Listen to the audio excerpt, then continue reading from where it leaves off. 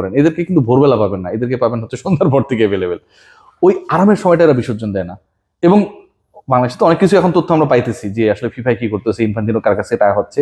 তো যেহেতু বাংলাদেশের লোক অনেক তথ্য পাচ্ছে, আমি কয়েকজনের কাছ থেকে খবর পেলাম যে ব্রাজিলের ম্যাক্সিমাম সাপোর্টার ব্রাজিলের ওই ম্যাচটা দেখে নাই, ভোরবেলা খেলা ছিল এবং তারা বুঝতে পারতেছিল যে তারা হাইরা যেতে পারে, এই কারণে তারা ওই খেলাটা দেখে নাই। এবং ওই খেলা যেহেতু তারা হাইরা গেছে, তাদের তো তর্ক করারও কিছু নাই, তো খেলা দেখলে কি আর না দেখলে কি, তারা সবাই এনার্জিটা রেখে দিছিল আর্জেন্টিনা ম্যাচ দেখে। উজবেকিস্তানের সাথে পর্তুগাল খেলেছিল মনে আছে, এবং উজবেকিস্তান এবারের বিশ্বকাপে নবাগত দল, সেই দলের বিপক্ষে পর্তুগালের ওই ম্যাচটা অনেক বেশি স্মরণীয়, অনেক বেশি আমার কাছে মনে হয় যে সেলিব্রেট করার জন্য উপলক্ষ ক্রিয়েট করেছিল রোনালদো ফ্যানদের, পর্তুগাল ফ্যানদের, অনেক ক্ষেত্রে ব্রাজিল ফ্যানদের। কারণ হচ্ছে রোনালদো সেখানটায় 2 গোল পেয়েছিল। ওই সময়টায় ভাই পৃথিবীর এই যে যারা হচ্ছে এই মুহূর্তে আর্জেন্টাইন বিদ্বেষী তাবৎ যে লোকজন রয়েছে, আমাদের বাঙ্গু সমাজের লোকজন, তারা কখনোই রোনালদো কেন উজবেকিস্তানকে হারাইলো, পর্তুগাল কেন উজবেকিস্তানকে হারাইলো, কারণ উজবেকিস্তান মুসলিম কান্ট্রি, এই আলোচনাটা করে নাই। তখন উজবেকিস্তান কোন কান্ট্রি, তাদের ধর্ম কি, সেই আলোচনা হয় নাই, কারণ গোল দিছিল রোনালদো। আবার যখন মিশরের বিপক্ষে আপনি জিতে গেছেন, তখন আপনার আলোচনা আসবে যে মিশরের বিপক্ষে আর্জেন্টিনা জিতেছে এবং এই জয়কে যারা চুরি বলছে না, তারা মুসলমানদের এগেনস্টে দাঁড়ায় গেছে।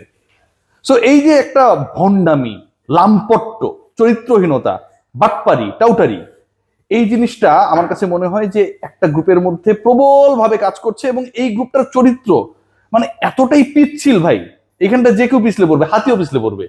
এদের চরিত্র কি, প্রথমে হচ্ছে ব্রাজিল, তারপরে পর্তুগাল, তারপরে ডিআর কঙ্গো, তারপরে হচ্ছে কি মিশর, এখন হইছে সুইজারল্যান্ড।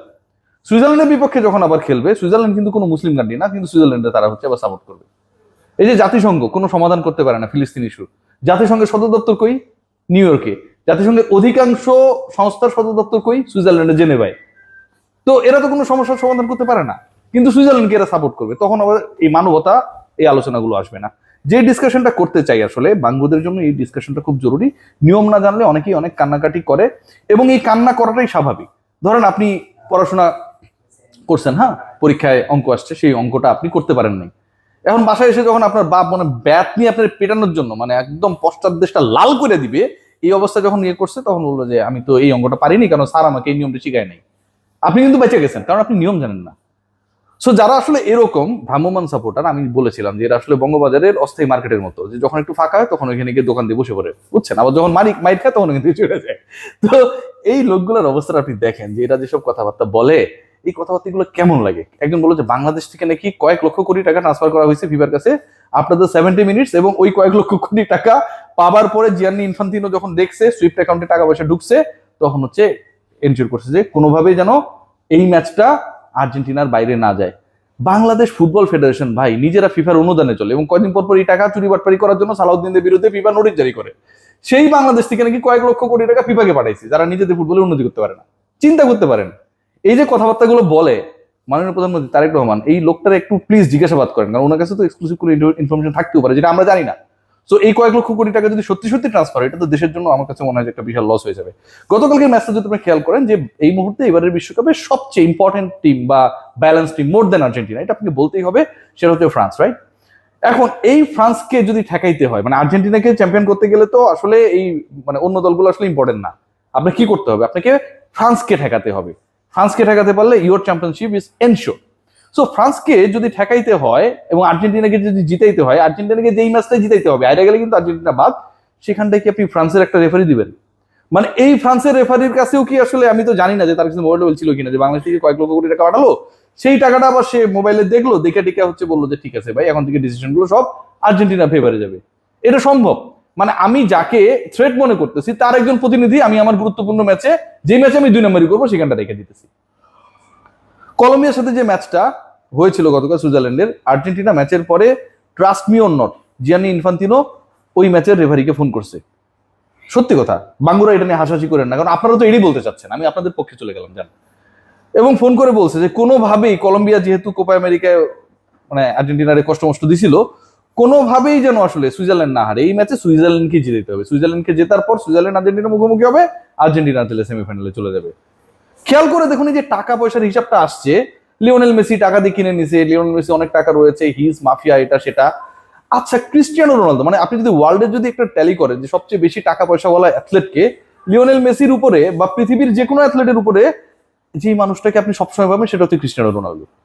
এখন যেই রোনালদো টানা 6টা বিশ্বকাপে গেল এবং গিয়ে হচ্ছে জাস্ট ঘোড়ার ডিম পারফরমেন্স করলো, এবার এসে নকআউটে প্রথম গোলটা করছে, সেটাও পেনাল্টি থেকে, যে পেনাল্টি নিয়ে এত আলোচনা হয়। সেই ক্রিস্টিয়ানো রোনালদো কিছু টাকা পয়সা, যার টাকা লিওনেল মেসির থেকেও বেশি, দিয়ে পর্তুগালকে ওয়ার্ল্ড কাপটা জিতে দিতে পারলো না। ইউরোপের যে এত এত দলগুলো তারা হচ্ছে ফাইট করতেছে, সেই 66-র পরে ইংল্যান্ড ওয়ার্ল্ড কাপ জিততে পারে নাই। চিন্তা করা যায়, সুইজারল্যান্ডের এত প্রভাব, মানে আর্জেন্টিনার সাথে তারা খেলবে, তার আগ পর্যন্ত তারা এই ম্যাচে মুখোমুখি হওয়ার পরে কি হবে আমরা জানি না, আগ পর্যন্ত জীবনে ওয়ার্ল্ড কাপ জিততে পারে নাই। এই যে নরওয়ে বলেন, তারপরে হচ্ছে জার্মানি বলেন, প্রত্যেকটা দেশ তো অনেক বেশি স্টাবলিশ না, আমরাও তো লন্ডন নিয়ে এগোর কাছ থেকে। তো এদের টাকা পয়সা লিওনেল মেসি থেকে কমে গেছে, যে কারণে এরা হচ্ছে ফিফারে কিনতে পারে না।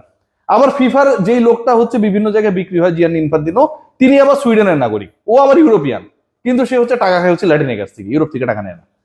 এই যে ব্যাপারগুলো ঘটতেছে এবং এত দারুণ করে ঘটতেছে, যেই ব্যাপারগুলো বাংলাদেশের যারা ফুটবল ক্রিটিক, যারা হচ্ছে ওই যে ভ্রাম্যমান হচ্ছে অস্থায়ী দোকান বঙ্গবাজারের, এরা যেভাবে এই ব্যাপারগুলোকে নেইল করছে, বের করে আনছে, ইনভেস্টিগেট করছে, আমার কাছে মনে হয় যে এটার জুরি মেলাভার। মানে এরকম ভাবে কেউ এত সুন্দরভাবে এই ঘটনাগুলো কিভাবে বের করতে পারে? এটা কি সম্ভব? সম্ভব, কারণ বাংলাদেশে এই সাপোর্টাররা রয়েছে। এখন সবচেয়ে মজার ব্যাপার কি জানেন, আমি যে খবরটা পাইলাম এর মধ্যে, যে ব্রাজিলের যে সাপোর্টাররা রয়েছে তারা আসলে খেলা দেখার থেকে তর্ক করতে বেশি ভালোবাসে। আরেকটা জিনিস তারা পছন্দ করে, সেটা হচ্ছে তাদের যে সময়টা আরামের, মনে করেন এদেরকে কিন্তু ভোরবেলা পাবেন না, এদেরকে পাবেন হচ্ছে সন্ধ্যার পর থেকে অ্যাভেলেবেল। ওই আরামের সময়টা এরা বিসর্জন দেয় না। এবং বাংলাদেশে তো অনেক কিছু এখন তথ্য আমরা পাইতেছি যে আসলে ফিফায় কি করতেছে, ইনফান্তিনো কার কাছে টাকা হচ্ছে। তো যেহেতু বাংলাদেশের লোক অনেক তথ্য পাচ্ছে, আমি কয়েকজনের কাছ থেকে খবর পেলাম যে ব্রাজিলের ম্যাক্সিমাম সাপোর্টার ব্রাজিলের ওই ম্যাচটা দেখে নাই, ভোরবেলা খেলা ছিল এবং তারা বুঝতে পারতেছিল যে তারা হাইরে যেতে পারে, এই কারণে তারা ওই খেলাটা দেখে নাই। এবং ওই খেলা যেহেতু তারা হাইরা গেছে, তাদের তো তর্ক করারও কিছু নাই, তো খেলা দেখলে কি আর না দেখলে কি, তারা সবাই এনার্জিটা রেখে দিছিল আর্জেন্টিনা ম্যাচ দেখার জন্য।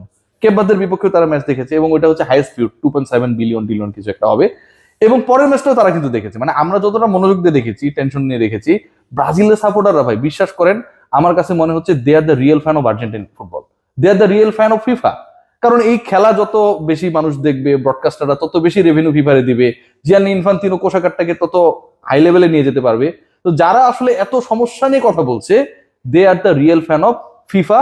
এবং এই ফিফা ওয়ার্ল্ড কাপে আর্জেন্টিনা ম্যাচ এবং নিজেদের ম্যাচ না দেখলো আর্জেন্টিনা ম্যাচ দেখার প্রতি তাদের যোগটা সবচেয়ে বেশি। আলোচনা ছোট করতে চাই, শেষ করতে চাই, আসলে এই বিষয়গুলো নিয়ে আসলে বেশি কথা বলার কিচ্ছু নেই। গতকালকের ম্যাচে এই যে উরু আছে না, আমরা যেটাকে বলি, ওইটাকে টাচ কইরা, মানে ওইটা দিয়া লিওনেল মেসি গোল দিছে। মেসির যতটা দুর্বল মনে হয় ও আসলে ততটা না, আর আর্জেন্টিনার যতটা আপনাদের মতো বেকুব মনে হয় আর্জেন্টিনা দল হিসেবে ততটা না। এতদূর পর্যন্ত আসার জন্য যোগ্যতা লাগে। ক্রিস্টিয়ানো রোনালদোর দল ক্রোয়েশিয়ার বিপক্ষে ভিআর এর সুবিধা পাইছিল, ক্রোয়েশিয়ার গোল বাতিল হয়েছিল, মনে আছে? লুকা মধ্যে যেটা নিয়ে কথাও কইছে, এইটা আপনারা খোঁজ রাখেন নাই কেন জানেন? কারণ আপনারা শুধু আর্জেন্টিনার খেলা দেখেন। উই আর ব্লেসড যে আপনারা শুধু আর্জেন্টিনার খেলা দেখেন। সবাই ভালো থাকবেন, টেক গ্রেট কেয়ার।